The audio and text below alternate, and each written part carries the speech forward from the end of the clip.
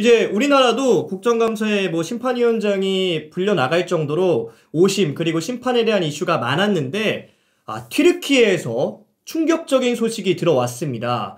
10,000개가 넘는 경기에 불법 배팅을 했다는 게 적발이 됐다고 합니다. 저거 저렇게 숫자로 쫙 만을 적으니까 예. 마치 우리가 네이버 뉴스가 된 느낌이네요. 요즘 거기 막 다 뭐 300만 유로를 다 0을 다 치잖아요. 예. 와, 근데 이 수치 보고 깜짝 놀랐는데 지금 하지 오스만올루 이 튀르키예 축구협회 회장의 인터뷰입니다. 그러니까 이제 심판 중에 배팅 계정을 가진 이가 371명이고 이 중에 152명이 축구 경기에 실제로 배팅한 것이 확인됐다고 하고요.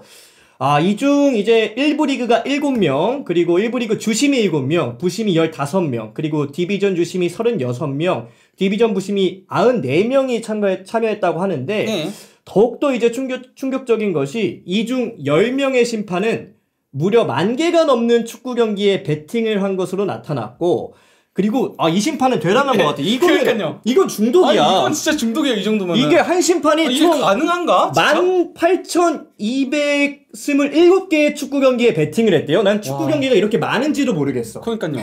이 정도면 K3까지 배팅한 거거든요. 이러면은 진짜 계속 알림 뜰 거예요. 그쵸.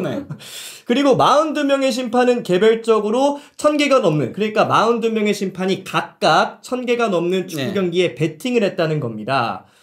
와, 그리고 그나마 다행인 건 이 배팅이 대부분 이 튀르키예 리그가 아닌 외국 리그 경기에 배팅을 했다고 하는데 와, 근데 이게 가능한 수치인가요, 이게?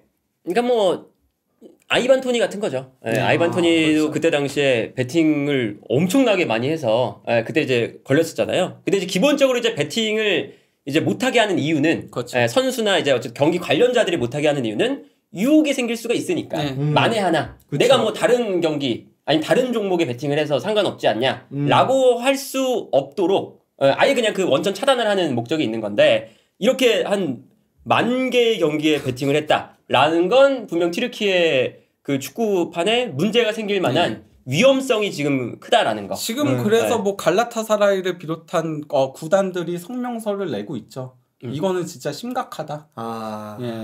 이거는 튀르키예 축구가 썩었다는 소리밖에 되지 않지 않냐? 그렇죠. 이런 얘기들이 나오고 있는 거죠. 지금 이 튀르키예 회장이 그리고 세게 얘기했더라고요. 그러니까요. 기자회견에서 한 가지 속담으로 시작하고 싶다. 총이 나오자 용기가 사라졌다는 유명한 말이 있다. 이제 정화 작업을 시작하겠다 라고 했는데 이렇게 튀르키예 회장이 세게 말할 정도로 이건 정화 작업이 시급한 문제가 아닌가 생각이 듭니다. 그렇죠. 너무 이제 그 심판들이 만연하게 배팅을 하고 있는 거는 사실은 진짜 말도 안 되는 거다. 예를 들면 뭐 그 우리가 이제 배팅 그 징계받는 선수들 보면 예를 들면 토날리 같은 경우 토날리는 자기 뛴 경기에 한 번도 배팅한 적은 없어요. 네, 맞아요. 근데 1년을 못 나왔죠. 그렇죠. 그게 너무한 거 아니야? 근데 혹시 모르니까 나중에 이제 혹시나 그런 위험성이 빠질 수 있으니까 아예 못하게 하는 건데 그 정도로 이제 엄격하게 생각하는 걸 10,000경기나 지금 이 심판들이 편안하게 했다.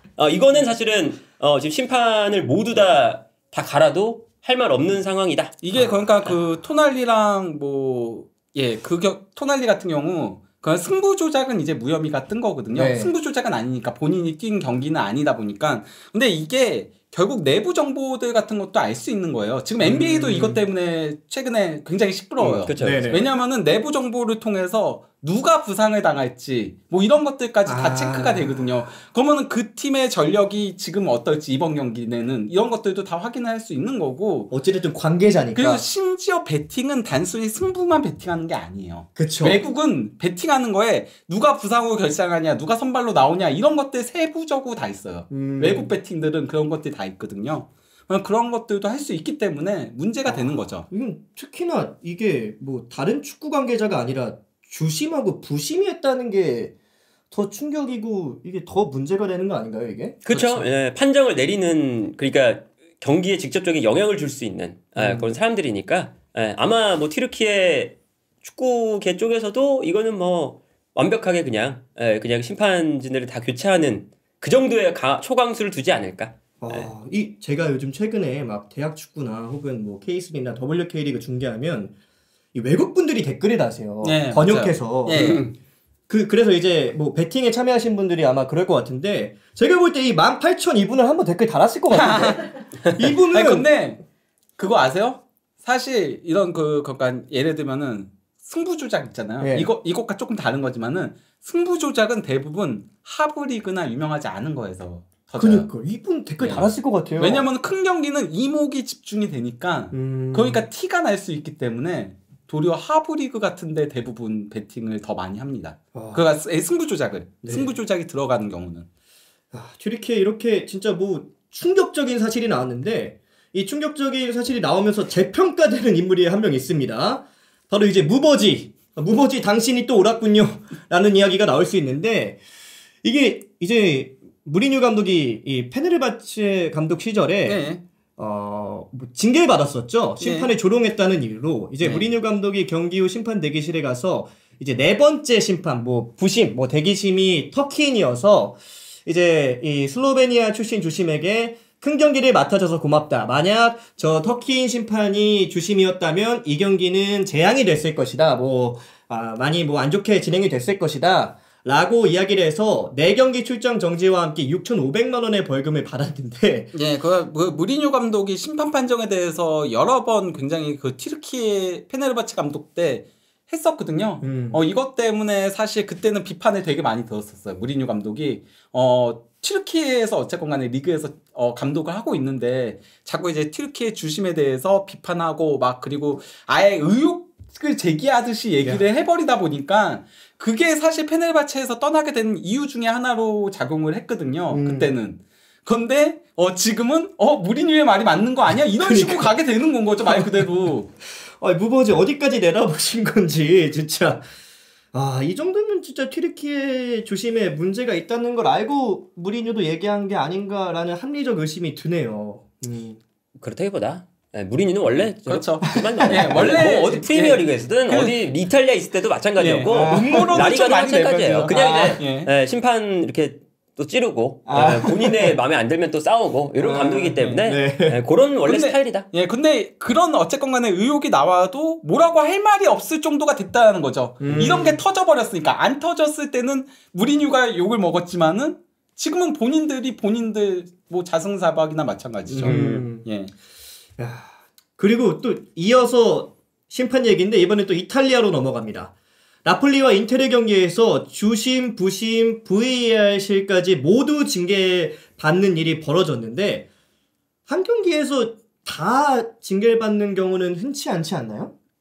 그렇죠. 그래서 이제 아마 지금 나온 징계 내용은 다음 라운드에 모두 다 지금 배정을 받지 못했다. 경기 배정을 받지 못했다는 게 일단 1차적인 징계인 건데 지금 그만큼 어쨌든 부심하고 VORC라고 그리고 이제 주심 모두가 관련된 상황이에요. 저 페널티킥이 나오는 상황에서 일단은 그렇죠. 주심이 불고 그리고 저 부심의 말만 듣고 페널티킥 선언. 그러니까 이제 VOR을 봐야 되잖아요. 거기서 뭔가 들어야 되는데 VOR에서도 언지가 없고 부심 말만 듣고 그냥 판정을 내려버린 거죠. 근데 그게 오심이었다. 이게 그러니까 굉장히 난리가 났던 사건이긴 한데 사실 이게 석골로 연결된 거잖아요, 나폴리에. 그렇잖아요. 근데 저기서 이제 전혀 걸리질 않았는데 부심이 판정을 내린 거예요. 주심은 보지 못한 거고 상황 제대로 부심이 판정을 내렸는데 이게 VAR 시대가 오고 나서는 부심이 페널티 판정을 안 하거든요. 페널티 판정은 VOR실에서 거기서 이제 판정을 내리고 얘기를 해주는 거예요. 주심한테 이 마이크를 통해서 얘기를 해주면은 그러면 주심이 이제 온필드 리뷰를 통해서 체크를 해야 되는 건데 근데 일단 부심이 판정을 내린 거 저게 가장 큰 문제였다라고 얘기를 해요. 월권이었다. 지금 그러니까 몇 주간의 징계들이 다 나올 거래요. 근데 가장 징계가 크게 나올 거는 부심이래요. 월권을 했기 때문에 그리고 또 이제 VOR실에서도 이걸 통보를 해줬어야 되는데 통제를 해야 되는데 그러면은 야 그거 아니야 이런 식으로 얘기해줘야 되는데 얘기를 안 해준 거고 주심도 어쨌건 간에 VOR실에다가 얘기를 했어야 되는 건데 그냥 부심 판정만 보고 그대로 따라하니까 이게 전례가 없던 일이다. 근데 사실 이런 오심들이 나오면 가장 큰 피해는 구단하고 팬들이잖아요. 그렇죠. 경기 어쨌든 이미 결과는 나오고 저걸 바꿀 수는 없겠죠. 근데 어쨌든 그래도 긍정적인 건 저 이제 실수를 저 이탈리아 심판협회에서 인정을 하고 징계까지 주고 그리고 우리 실수였다라고 명백하게 지금 나온 그렇죠. 것까지는 이탈리아 쪽에서는 좋은 대처다. 우리랑 다르다. 그러니까 우리는 그냥 죄송합니다 하고 끝나는 건데 심지어 죄송합니다도 늦게 했잖아요. 예, 늦게 하는데 조용히. 예. 근데 이제 VOR이 뭐냐고 물어보시는 분이 계신데 VAR은 이제 그 시스템을 얘기하는 거고 VOR은 이제 그 통제하는 그 구역을 얘기하는 거죠. 예. 뭐 인테르도 억울하겠습니다만 한편으로 진짜 씁쓸한 건 우리나라는 그 중요한 경기에 뭐 오심이 있었는데 별다른 조치도 없었고 그리고 그렇죠. 사과도 좀 늦었고 사과도 뭐 구단한테 직접적으로 했다는 느낌보다는 미안하다 라는 걸로 한다는 게 이게 구단하고 팬들한테 조금은 더 미안하고 이게 사과해야 될 일이 아닌가 라는 생각이 듭니다. 네.